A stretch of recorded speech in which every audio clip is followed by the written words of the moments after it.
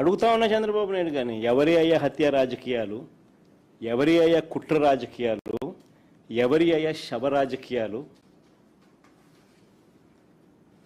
ఇదే పెద్ద మనిషి చంద్రబాబు నాయుడు గారు గురించి మాట్లాడుతూ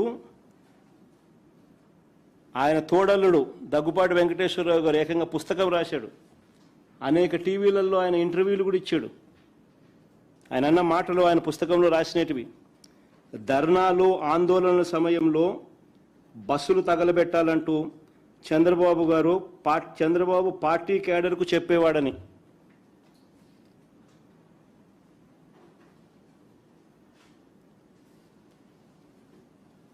బస్సులు తగలబెట్టకపోతే ఆ ధర్నాలు కావంట. నేను కాదనింది ఈ మాటలు. స్వయంగా ఆయన తోడల్లుడు దగ్గుబాటి వెంకటేశ్వరరావు గారు అనేక టీవీ ఇంటర్వ్యూలలో ఆయన రాసిన పుస్తకంలో చంద్రబాబు నాయుడు గారి కుట్రలు, రాక్షస రాజకీయం గురించి వివరించిన మాటలు ఇవి. హరిరామ్ జోగయ్య గారి గురించి కూడా నేను ఇంతకు ముందే చెప్పాను. ఆయన కూడా చంద్రబాబు నాయుడు గారి సహచరుడు, మంత్రి. ఏ రకంగా చంద్రబాబు నాయుడు గారు కుట్రలు చేస్తారు, రాక్షస రాజకీయాలు చేస్తారు అన్నది ఆయన కూడా సువివరంగా కూడా వివరించినాడు. హత్యలతోనూ, వెన్నుపోట్లతోనూ, శవాలతోనూ, కుట్రలతోనూ రాజకీయాలు చేసింది, చేస్తున్నది చంద్రబాబు అయితే, విలువలు, విశ్వసనీయత, మాటకు కట్టుబడి రాజకీయాలు చేస్తా ఉన్నది మేము. గర్వంగా కూడా చెప్తా ఉన్నాను నేను ఈ మాట. వైఎస్ఆర్ కాంగ్రెస్ పార్టీ జగన్ గురించి నేను ఒకటే గర్వంగా కూడా చెప్తా ఉన్నా.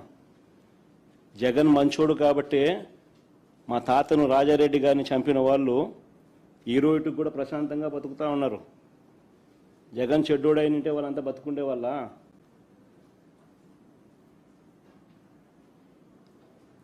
మా తాతగారిని దారుణంగా నరికి చంపిన వాళ్ళంతా ఈరోజు ప్రశాంతంగా ఇప్పటికీ ఉన్నారు. జగన్ నైజం ఎలాంటిది, జగన్ మనస్తత్వం ఎలాంటిది అని నిదర్శనం అది.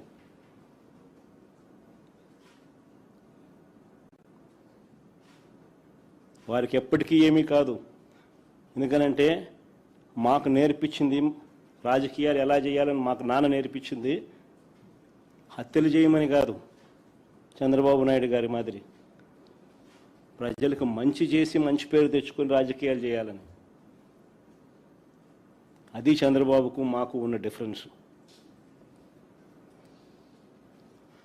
రాజకీయాల్లో ఎవరికి కుట్రలు అవసరమో, ఎవరికి కుట్రలు, గొడ్డళ్ళు, గుణపాలు అవసరమో ప్రజలకు బాగా తెలుసు.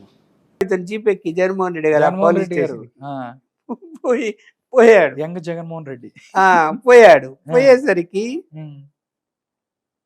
అతను ఇద్దరు కానిస్టేబుల్ భోజనానికి ఎక్కడ పోయారు, ఒక్కడు బయట కూర్చొని ఉన్నాడు. ఈయన ఎస్ఐ ఏదో రాసుకుంటే ఆయన కూర్చోన్నాడు సీట్లో. నేను లోపల పోయి ఎదురు కూర్చున్నాడు. కూర్చునేసి నేను ఈ స్టోరీ రాశాను కాబట్టి చెప్తున్నారు. దాంట్లో రాశారు, వాళ్ళ ఊహించి నేను చెప్పడం లేదు. అవును. కూర్చున్న తర్వాత నేను రాజశేఖర్ కొడుకును జగన్మోహన్ రెడ్డి ఏం చెప్పండి, వాళ్ళంతా మా వాళ్ళు వదిలిపెట్టి ఎఫ్ఐఆర్ అప్పటికి రాసినాడు. ఎఫ్ఐఆర్ ఆల్రెడీ అయిపోయిందండి. వాడు ఏంటంటే, సార్ నేను ఎఫ్ఐఆర్ రాసా, కొత్తగా వచ్చా, నాకు తెలియదు సార్, డిఎస్పీని అడగాల, డిఎస్పీ ట్రంకాలు బుక్ చేస్తా అని చెప్పి వాడు ఉండగానే డిఎస్పీ బుక్ చేశాడు ట్రంకాలు. అంటే అది బుక్ చేశాడా లేదా కన్ఫర్మ్ గా ఏం లేదు, కానీ డిఎస్పీని అడిగాడు. ఎట్లా అడిగాడు అనేది ఇది ఉండొచ్చు. అది ఎఫ్ఐఆర్ కట్టిన తర్వాత ఎట్లా పోయా, నువ్వు పోతావు మళ్ళీ మా ముందు, నీ మీద నిన్ను సస్పెండ్ చేయాల్సి వస్తాయని అతను ఏదో అన్నాడట. కుదరసారి చెప్పాడు అని. సార్ నా వల్ల కాదన్నాడు. అంటే ఇతనికి ఆవేశం పట్టలేక అప్పుడు ఏంటంటే టేబుల్కు గోడకు అక్కడ నుంచి టెలిఫోన్ వైర్ ఉంటుంది టేబుల్ మీదకి, టేబుల్ గోడకు దీంతో పొడవు ఉంటుంది వైర్. ఏ పోలీస్ స్టేషన్ వైర్ కూడా ఈ గవర్నమెంట్ ఆఫీస్ లో కూడా అలాగే ఉంటుంది. టేబుల్ వస్తుంటే వైర్ ఆడుంటుంది. ఆ వైర్ పీకి పట్టుకొని రాని ఎంటకమ్మడి వచ్చిన వాళ్ళు అంటే పట్టుకుంటే మొత్తం కట్టేసినాడు చేరుకు ఆ వైర్తో.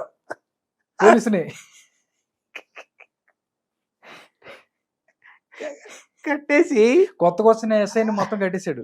తలాలు అక్కడ ఉన్నాయి, తీసుకొని తలాలన్నీ తీయండి అని తీశారు. ఉమ్. వాళ్ళని పిలుచుకొని జీపులు ఎక్కించుకొని వాళ్ళ ఊరిలో వదిలిపెట్టి మళ్ళీ పులివెందులకు వెళ్ళిపోయాడు.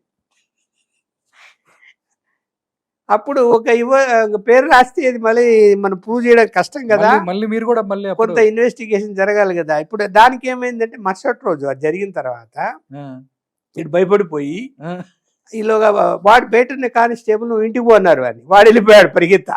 ఉమ్, వాడు వెళ్ళిపోయాడు లేకుండా, ఉమ్, ఎవరు లేరు, ఒకటే వాడు. ఈలోగా భోజనమైన వీళ్ళు వెళ్ళిపోయినారు, వాళ్ళు భోజనం వాళ్ళు వచ్చారు, కట్టిని తీసేశారు.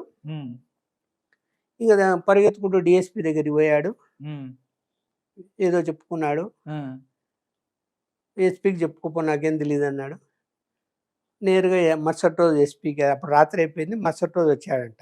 ఉమ్, ఎస్పీ బంగ్లాకి వచ్చి ఉమ్, ఎస్పీని కలిసి నేను సెలవు పెట్టేస్తాను సార్, ట్రాన్స్ఫర్ చేయండి ఇలాంటి సెలవు పెట్టేస్తాను అని వాడు సెలవు కూడా పెట్టి పోయిండు. ఉమ్, అతను వచ్చి జరిగిందంతా అక్కడ చెప్పడం వలన ఆ బయట ఉన్నటువంటి వాళ్ళు క్యాంప్ క్లర్క్ వీళ్ళందరికీ తెలిసింది. నాకు చాలా క్లోజ్ వాళ్ళందరూ. వీళ్ళందరూ నేను రొటీన్గా మార్నింగ్ ఏం చేస్తా అంటే ఈ ఆఫీస్కి పోయే ముందు అలా వెళ్ళి ఎస్పీ బంగ్లాను పోయి ఒకసారి టచ్ కూర్చొని, చేసి అందరినీ ఎందుకంటే అప్పుడు మొబైల్ ఫోన్లు ఉండేవి ఏముండేవి కదా అసలు. ఏం ఎఫ్ఐఆర్లు అన్ని పర్సనల్ గా తీసుకొచ్చి ఇచ్చేవాళ్ళే కానీ ఈమెయిల్ ఈమెయిల్ ఉండవు. నెక్స్ట్ ఏదైనా అర్జెంట్ ఉంటే ట్రంకాల్ బుక్ చేసి ఇట్లా జరిగింది సార్ అని చెప్తారు తప్ప వాళ్ళు ఏంటంటే ఎఫ్ఐఆర్ కాపీలన్నీ క్యాంప్ క్లర్క్ దగ్గరే ఉంటాయి, పెట్టుకుంటాడు.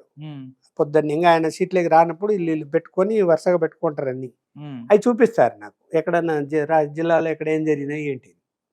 అట్లా ఊరికి జనరల్గా రొటీన్గా పోయా, పోతే ఇట్లా జరిగిందని చెప్పారు వాళ్ళు.